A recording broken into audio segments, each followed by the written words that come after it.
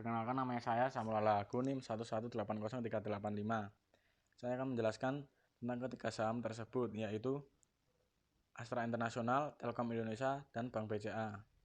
Alasan saya kenapa memilih ketiga saham tersebut karena bergerak di bidang yang berbeda, dan jika salah satu mengalami kendala atau penurunan nilai saham, maka tidak akan berpengaruh signifikan terhadap kedua saham tersebut karena bergerak di bidang yang berbeda.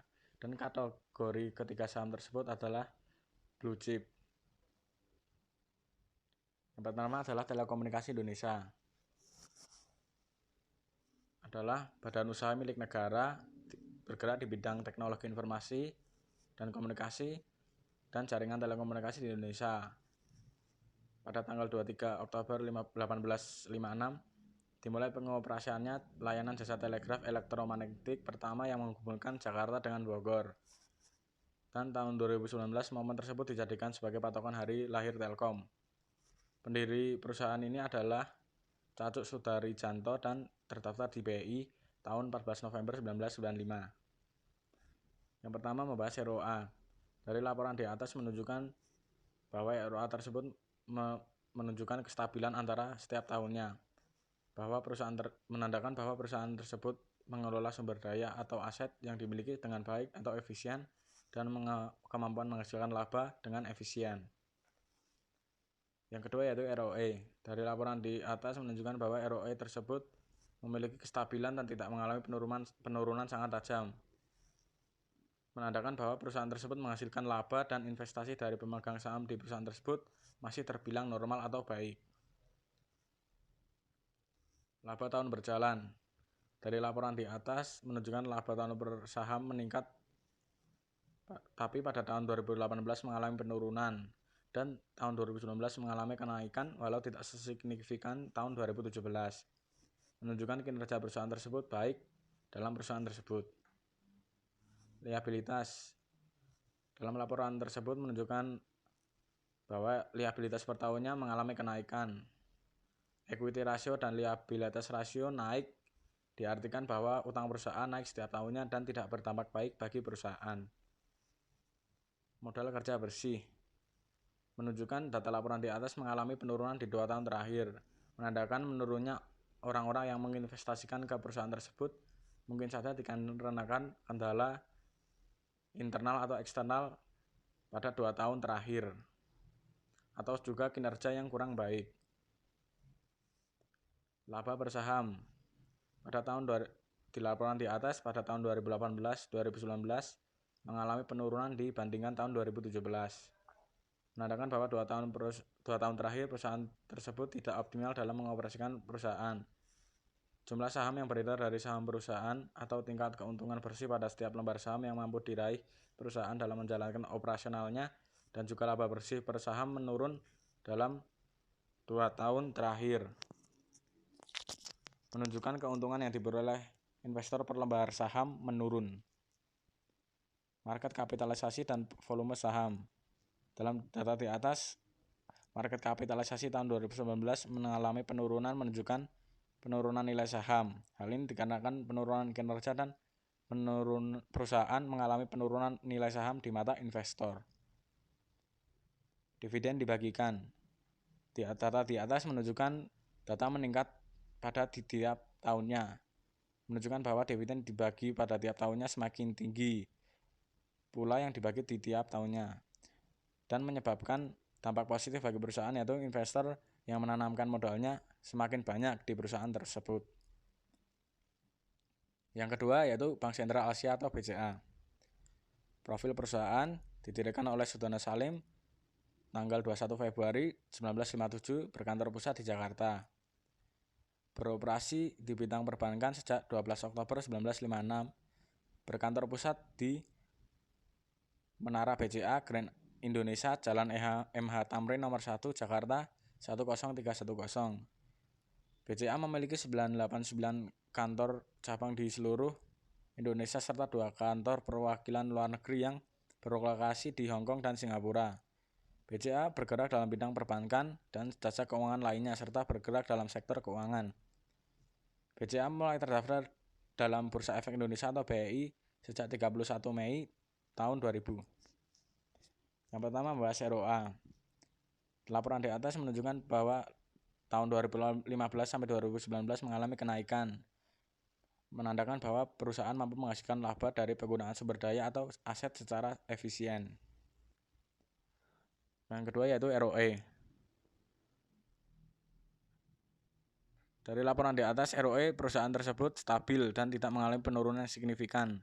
Perusahaan tersebut menandakan penghasilan laba dari investasi pemegang saham tersebut masih terbilang normal.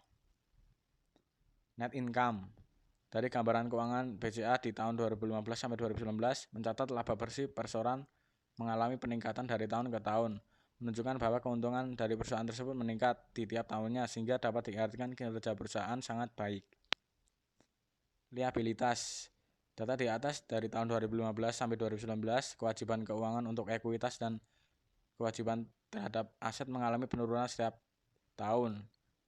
Dapat dikatakan bahwa kinerja perusahaan baik karena mengalami penurunan kewajiban untuk modal dan mengurangi kewajiban aset, berarti bahwa rasio utang perusahaan semakin kecil setiap DR tahun yang rendah, menunjukkan utang perusahaan kurang dari aset. Yang selanjutnya yaitu total equity. Laporan keuangan di atas menunjukkan dari tahun 2015 sampai 2019 mencatat total ekuitas di perusahaan telah meningkat setiap tahun, menandakan bahwa banyak orang yang menginvestasikan uang mereka ke saham BCA seperti yang terlihat dari kinerja perusahaan yang sangat baik pada setiap tahunnya. Earning per share. Dari data di atas menunjukkan bahwa earning per share pada perusahaan tersebut meningkat setiap tahunnya, yang menandakan jika perusahaan tersebut mampu mengoperasikan perusahaan dengan baik. Dapat diartikan juga bahwa jumlah laba per setiap saham beredar dari saham perusahaan atau tingkat keuntungan bersih untuk tiap lembar sahamnya yang mampu diraih perusahaan dalam menjalankan operasionalnya. Jika earning per share meningkat, menunjukkan bahwa keuntungan diperoleh investor per lembar saham semakin besar. Market kapitalisasi dan volume saham. Dalam data ikhtisar keuangan menunjukkan kapitalisasi perusahaan tersebut meningkat di tiap tahunnya pada kuartal keempat, menunjukkan nilai perusahaan melalui harga saham yang ada di pasar juga mengalami peningkatan di tiap tahunnya, menandakan berarti kinerja dari perusahaan tersebut terbilang baik di mata investor. Dividen dibagikan.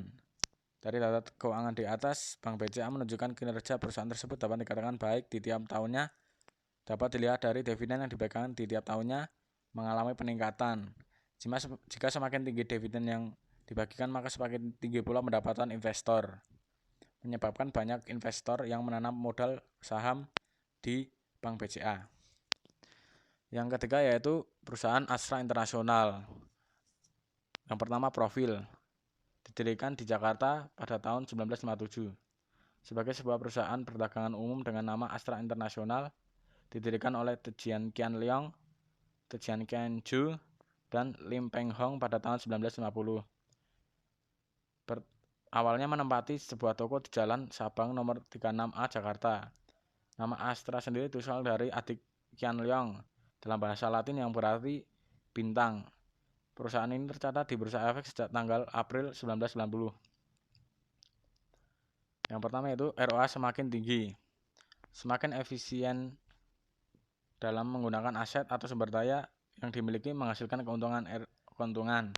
ROA stabil menunjukkan perusahaan ini efisien dalam menggunakan asetnya. ROE. Semakin tinggi ROE, perusahaan semakin efisien dalam menggunakan investor yang ditanam.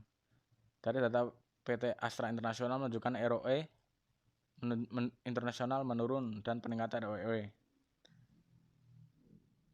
kemudian jatuh pada 2015 hingga 2018, kemudian jatuh pada tahun 2019. Dan dari data di atas menunjukkan penurunannya tidak terlalu drastis sehingga penggunaan dana dari investor dapat dibilang efisien. Net income. Dalam beberapa tahun PT Astra Internasional mengalami laba dalam 5 tahun terakhir. Dapat dikatakan kinerja PT Astra kinerjanya baik. Liabilitas. Pada tahun 2015 sampai 2019, selama 5 tahun liabilitas untuk aset rasio tidak melebihi 100% saat itu. Dapat dikatakan bahwa pendamping perusahaan untuk melunasi hutang menggunakan asetnya dikatakan baik. Earning per share. Perusahaan semakin memiliki banyak uang untuk diinvestasikan kembali atau dibagikan ke pemilik saham. Yang meningkat menandakan earning per share meningkat menandakan investor tak mendapatkan pendapatan meningkat. Laba per saham investor juga meningkat. Dividen dibagikan. PT Astra International rutin mendistribusikan dividen kepada investor setiap tahun. Tentu saja menandakan PT Astra memiliki laba bersih yang cukup tinggi. Kapitalisasi pasar. Kapitalisasi pasar PT Astra tinggi. Login atau termasuk di antara top 10 perusahaan dengan kapitalisasi pasar tertinggi menunjukkan kinerja yang baik pada Astra tersebut. Yang terakhir yaitu volume pasar. Walau mengalami penurunan volume penjualan, masih juga terbilang bagus jika dibandingkan dengan perusahaan yang bergerak di bidang yang sama. Dan sekian dari presentasi saya. Jika ada kesalahan, terima kasih.